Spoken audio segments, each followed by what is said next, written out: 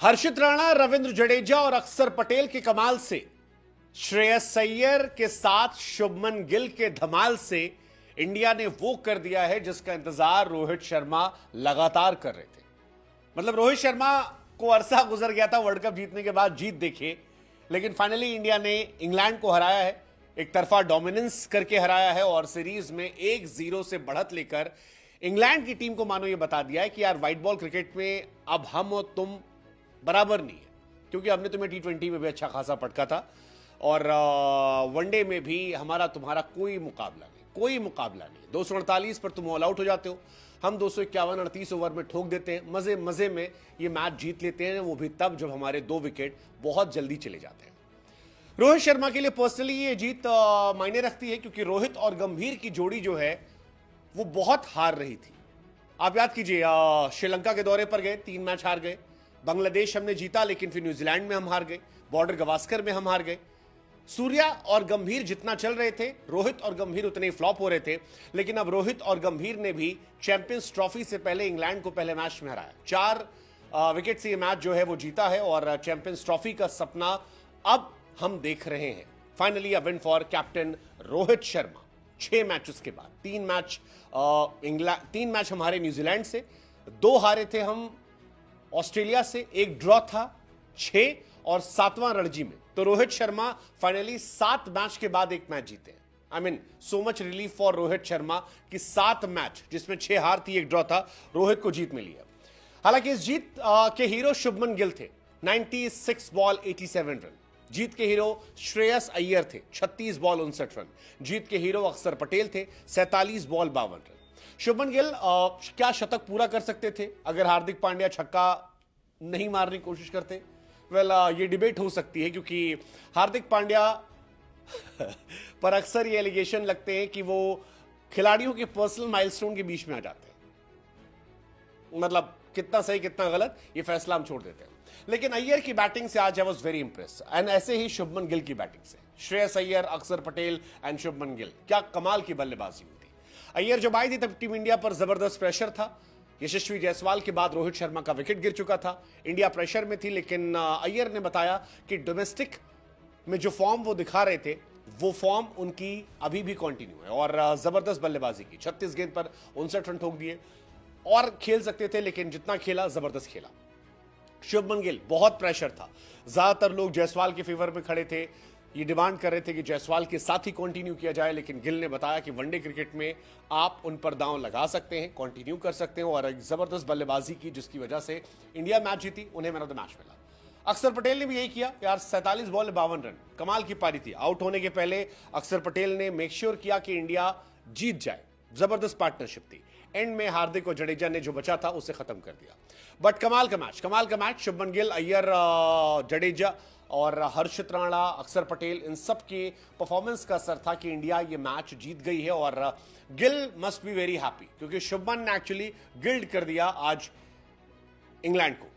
3 number पर आए, opening slot छोड़ा था, विराट की जगह बल्लेबाजी कर रहे थे और जहां पर आए जबरदस्त बल्लेबाजी की। शुभमन गिल वनडे क्रिकेट में 48 इनिंग में 58 का एवरेज है, 101 का स्ट्राइक रेट है और जबरदस्त पारियां हैं। मतलब आप गिल की तारीफ कर सकते हो। मतलब वाइस कैप्टनसी दी गई जिम्मेदारियां आई और जिम्मेदारियों को उन्होंने डिलीवर किया, and that is the beauty.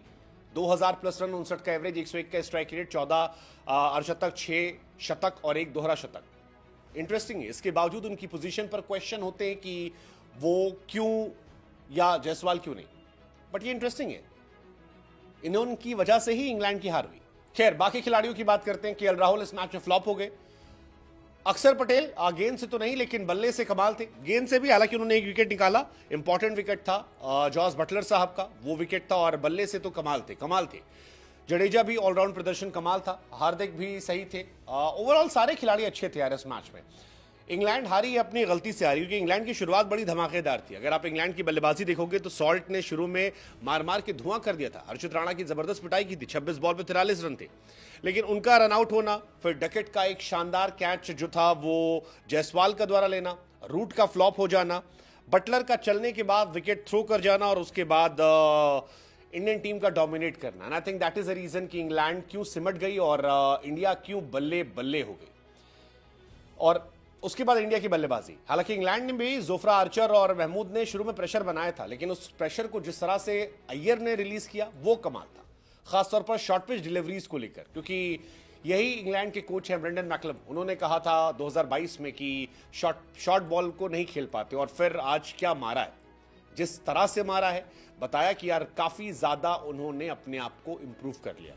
इस मैच में 2 डिसअपॉइंटमेंट मेरे हिसाब से इंडिया के लिए थे। एक जायसवाल का फेलर होना, 22 बॉल 15 रन, थोड़ा ज्यादा एक्सपेक्ट किया था हमने उनसे, क्योंकि बहुत ही क्लास प्लेयर है और शुभमन से direct head to head competition था, ऐसे में उनसे एक्सपेक्टेशन थोड़ी ज्यादा थी आज, बट ठीक है, शुभमन ने बाजी मार ली आज। और दूसरा Rohit Sharma, 7 ball 2 run. I think उनका आउट होना एक डिसअपॉइंटिंग फैक्टर है कि उनको हो क्या गया। 16 इनिंग से लगातार वो फ्लॉप है, लगातार मैचेस हार रहे थे। इंडिया जीती है तो आज इतने सवाल नहीं होंगे, लेकिन लेट्स जस्ट होप कि वो अपने बल्ले से प्रूव करें कि वो इस टीम के कैप्टन और टीम में ओपनर के तौर पर जगह डिजर्व करते हैं, बिकॉज ये उनके लिए भी जरूरी और टीम के लिए जरूरी है।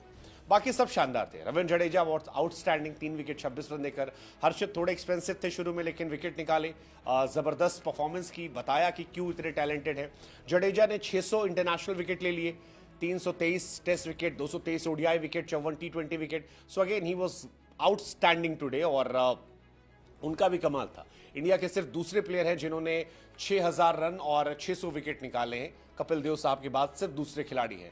हर्षित राणा डेब्यू में 3 विकेट लेने वाले पहले प्लेयर हो गए तीनों फॉर्मेट में।